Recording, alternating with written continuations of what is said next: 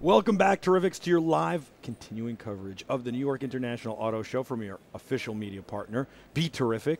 You're watching us on BeTerrific.com, on all sorts of syndication partners that we have throughout the world. Thank you so much for giving us your time, for watching, for enjoying, for your feedback. I've got a really special guest here. Chris from Honda is joining us. You guys have some really cool new cars. You've got the Civic hatchback you announced in Geneva. You've got some announcements you made here, which I'll let you announce as if you're doing it here. Okay. And you've got a new Ridge line, which is really, really stunning. Yeah, it's going to be a great year. You know, we called last year when we started off with the Detroit Auto Show last year. We said we were going to do the year of Honda, and we introduced a lot of new products. A new HRV, which is a small sport utility vehicle, brand new Pilot. We refreshed the Accord, and then we introduced the all-new 2016 Civic. Sedan went on sale in November. We're kind of following up now with a coupe that went on sale this month, and this hatchback that we just showed at Geneva, made its North American debut here at the New York Auto Show, will go on sale in the fall. So we're kind of expanding out the Civic line to kind of round it out. Civic sales so far this year, January, February, we're up about 40%. Wow. With just the sedan on sale. And when you keep in mind that Civic was a pretty broad lineup before, we had a hybrid, we had SI, we had coupe, we had sedan, we had a natural gas version. Right now it's only on sedan, and it's beating out the prior generation by over 40%. So Civic's doing very, very well, and we're really just getting started. So I think it's going to be a great year. You know what I think a large part of that is due to is the fact that literally when you think of a reliable car company, if somebody says, I want to get the most reliable car, the first thing that pops into my mind is Honda. And I'm not kidding. Like when you think the most reliable car, you think, I think a lot of people think Honda. And so I think that's a reason. I think a lot of times you have good lease rates and incentives, and then you have stylish cars that you're packing with technology. I know that now you have lane change assist. You've got a ton of cameras. I noticed I was in a Honda last year. I was driving my friend's Honda, and I went to change lanes, and a camera came on and and showed me my blind spot. And then we were doing CES coverage of the Consumer Electronics Show, and we had a Honda Odyssey, and I was driving it, and the same thing happened. And at first, I was like, "Whoa, why is the camera coming on?" I didn't put it in reverse, and then I remembered, and it was a wonderful feature. By the end of the trip, I was like, "Every car should have this." It's still a Honda exclusive feature. It's almost available on almost every model on certain trims. Usually from the EX trim above, which is our mid-level trim. It's called Lane Watch, and basically exactly that. You put your right-hand turn signal on. There's a camera in the passenger side outboard mirror. It sees much more than you could possibly ever see just looking over your shoulder. A very wide range of views, several lanes on the freeway that you can see over. You're not going to miss anything in your blind spot on the right-hand side. And it's to assist the driver in knowing what's over there, to really see what's over there. It's great in freeway situations for changing lanes. It's good in cities so you don't kind of hook into a bicycle that's coming up on you as you're turning. There's so many applications, and it's been a great selling point. It was introduced on the 13 Accord, and it's been throughout this generation, and we've expanded it into more models. It's something our customers really enjoy. And it's only on the right side. It's only on the right side. Oh, so now I know that the Odyssey was fine. I kept saying that it's broken on the left side. So what we do on the There's left? a rental car. Nobody told me. I mean, the idea is that you're looking to the right, Sure. To presumably go towards the right, Right. and you still have your field of vision ahead of you to see things ahead of you in the road as you're looking at that screen in the center. If you were about to turn left, You'd be looking off. and you look to the right, you lose a Oh, no, lot but of what's happening in front of you. So that's the logic. Oh, behind no, not doing I it just on the was left. confused that when I turned left, it wasn't in the left side mirror. That's all. I got you. You know, and Yeah. so that's where I was thrown off. Right. I kept saying, so oh, the it's display broken. is in the center stack Right. area, and so that's the main reason. We Oh, do right, have because if you looked left, you'd be wouldn't be looking at. So we have an extended view, little sort of convex mirror on the outer edge Right, of all of our yep. cars that helps you to, at least it's not as clear as a camera Sure. would be, but at least lets you know that something is over in the blind spot on the left. It's great. You guys pack technology in. I think that's awesome. Are you guys starting to add a CarPlay and Android Auto? Absolutely. In fact, we were really the first to do both in one car with the Accord this last year. I mentioned that we had refreshed the Accord in 2016. It was the first car to get both Android Auto and Apple CarPlay, and now we've expanded that to the Civic, and you can expect it to move into other lines as well. Excellent. It works really great. You know, it starts out at a mid-trim, and for those who don't know what CarPlay and Android Auto are, it's basically you take your phone into the car, plug it in, and a lot of the feature content that you already have on your phone, the Navi, the music, your phone contacts, all of those sorts of things work the same way that they do on your phone. You know why it's so important? Because now your phone has everything, right? So forget about even making a phone call. We shouldn't even call them phones anymore. I don't know what we should call them, but I think the people use them the least for phones, other than me. And so you're in the car, you want to change Pandora's radio station, or you want to change Sirius's radio station that you're running off your phone. What do you do right now? You look down at your phone, you take your eyes off the road. When you have this beautiful display in front of you that is designed so that you don't have to take your eyes off the road, so it integrates it with the car. Right. Again, navigation, what happens? You see all these people driving around looking down because they're looking down at that little map instead of looking ahead and maybe glancing at the navigation. And then you see people putting their phones, hanging them off vents, blocking their air, or putting them off the windshield. The problem with that is when the sun beats in, you're overheating your phone.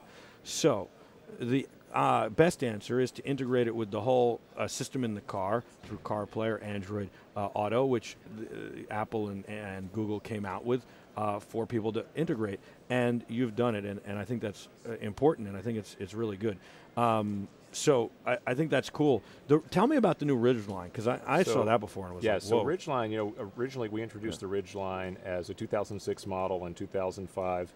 It immediately won critical acclaim, Motor Trend Truck of the Year, North American Truck of the Year. That was the same year that Civic won Motor Trend's Car of the Year and North American Car of the Year. So we ended up with this great year of really innovative models. The Ridgeline revolutionized what a pickup truck could be.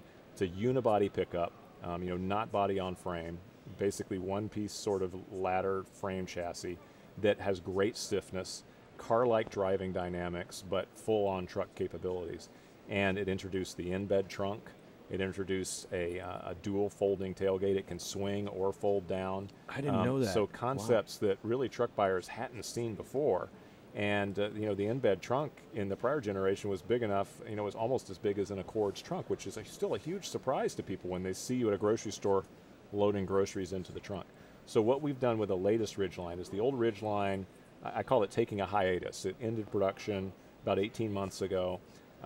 And we haven't had a Ridgeline in the lineup since. So this one is coming back sort of stronger, better than ever, brand new chassis, brand new design, new powertrain, wonderful new interior, but the same great features like the in-bed trunk, the dual swinging tailgate, a much advanced powertrain and drive system. For instance, we're going to have torque vectoring in the all-wheel drive system, very similar to what Acura uses on the super handling all-wheel drive system. Acura is part of Honda. I did not know that. No, I'm just kidding. Well, for those of your viewers who may not know that. Doesn't everybody know that already? Some people may not. They may not know that these brands share. Did you know, I mean, you know this. I'm like, did you know? In Japan and most of the world, the NSX is a Honda NSX. Absolutely. Yeah. Is that going to happen with the new one? Do you know? I don't know exactly how it's going to be branded in various markets. We do have the Acura brand in other markets now, including China, some parts of the Middle East, and it's expanding. Right, 1990, it was very different. It was very, very different at the time. Acura was only in the United States and Canada, so it's evolving. The Acura brand is expanding out into other parts of the world. But the super handling all-wheel drive system is well known for being a great way to take a vehicle of any size and make it to be a superb handling vehicle. This shares a lot of that hardware. It's programmed more for efficiency and for off-road capability, but it still has that core capability of torque vectoring, which means it can spin up faster one of the rear wheels faster than the other to help pull and push you through a curve. Wow. And it does it in a really advanced way so that the driver doesn't have to even think about it. Very cool.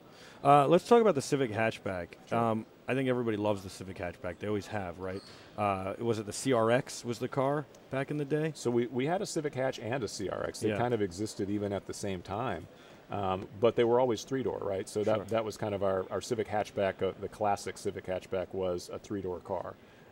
Now we've got a five-door hatchback. It's been on sale as a five-door in Europe before, but that was based on the previous generation chassis. So what we've done this year is, as we've designed the Civic, we decided to do a one global Civic instead of multiple platforms. Sure. The Civic in Japan was based more closely on the Fit platform previously, and the Civic in the US was its own thing.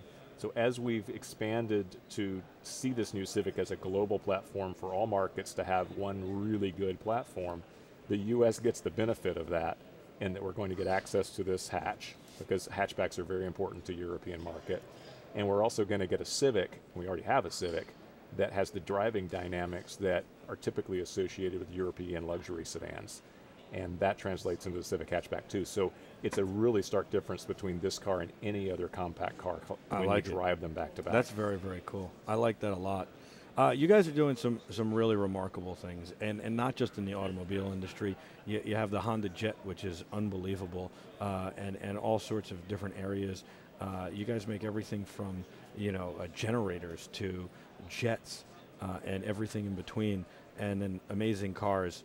And I have to tip my hat to you guys because you do everything right, and it's always with the same consistent, quality. Even when you step up to Acura, it's a Honda. You know it's a Honda, but it's a more luxurious Honda, and you still get all those reliability and quality features that you get in a Honda, just at a different luxury level. So I think that you guys globally do a great job. Well, it really does start with the Honda philosophy, which Mr. Honda, who founded the company, naturally it has his name on it. He had a very clear vision for what he wanted to do with products, how he wanted to serve customers, and how he wanted to really be an integrated good part of society. We're like any other company. We're happy to make profits, but we don't put profits above all else. Our customer safety, our customer satisfaction, the good of the environment, the good of overall society has a clear role in the Honda philosophy. And you see that in the products that we make and in the things we do in the communities where we live. So that's why we build cars in the markets where we sell them. That's why last year 99% of the cars that we sold in the U.S. were made in North America. Excellent. I don't think a lot of people still associate Honda as, oh, that's a Japanese car company. We are. We still are a Japanese brand, and we take the best of what that means.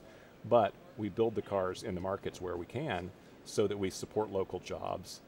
It makes good business sense for us. It makes good business sense for the suppliers, for our dealer network, and for the markets in which we sell, because we create jobs in those markets. And you're supporting them. And you remind me of a line from Mr. Baseball, the movie. Remember that movie? I watched it when I was a kid. Tom Selleck was Mr. Baseball. Yeah. And the young lady who's showing him around town says, the great thing about Japan is we take the best aspects of everybody else, of the rest of the world, and we kind of put them together and then make it our own. Right. And I've always thought that way about Japan, especially with cars.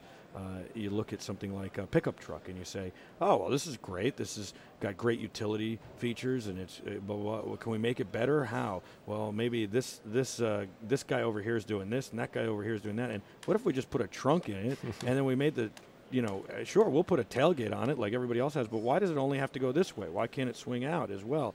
And I think that's really, harkens to what you're talking about, and that's why I think a big, speaking of Ridgeline or really any of our products, one of the things that, if you look back in our history, we're not really a company to jump into a new segment right away. Sure. And offer, whatever we can to make a little bit of money. We typically look at things very closely. We look at the consumers, what they really want, how they use competitive vehicles, so that we can have an examination of what sort of features, what sort of needs they really have in the vehicle. And a good example is minivan. Sure. We were fairly late to the minivan market. If you recall back Absolutely. in the 1990s, we waited a while. We watched that space, and then we came out with the Odyssey. It's wonderful. And since the Odyssey has been online, it's pretty much the best-selling retail minivan out there. We don't do any fleet sales for the brand for Honda at all. Really? So we're concentrated on resale sales, one customer at a time through our dealer network, satisfying each one of those customers. We're not interested in selling to one big rental car fleet buyer and making a sale of 20, 30,000 units. So Odyssey's #1 in retail, Accord's #1 in retail in its segment, Civic's #1 in retail in its segment. Look at you guys go. CRV, #1 overall SUV in America, and of course, then #1 in retail. Those are the things that we really focus on, are taking care of our customers, one customer at a time. I like it. I like that a lot. It's a good philosophy. Thank you so much for joining us. I really appreciate it. And congratulations on the terrific sales and the new cars.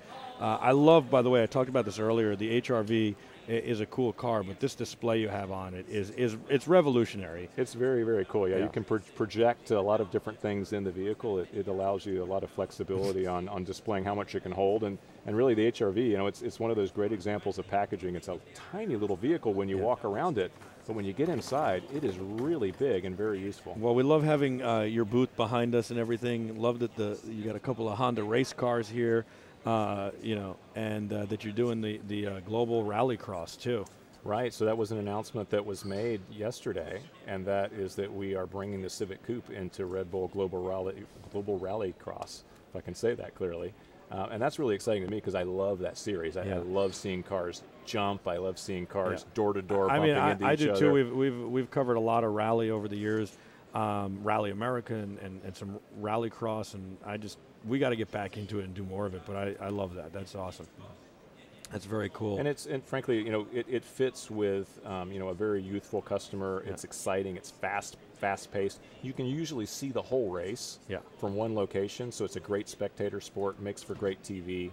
A lot of young people enjoy watching it, and that's where Civic needs to be in order to reach out to those customers. And I'm with you that watching a car jump is the greatest thing. It's so cool. What about? But do they have to be all-wheel drive, and do the cars get modified for? The car will be modified. If you look at the car that we have on display here, it's got a wide body on it. It needs a little bit bigger track on it.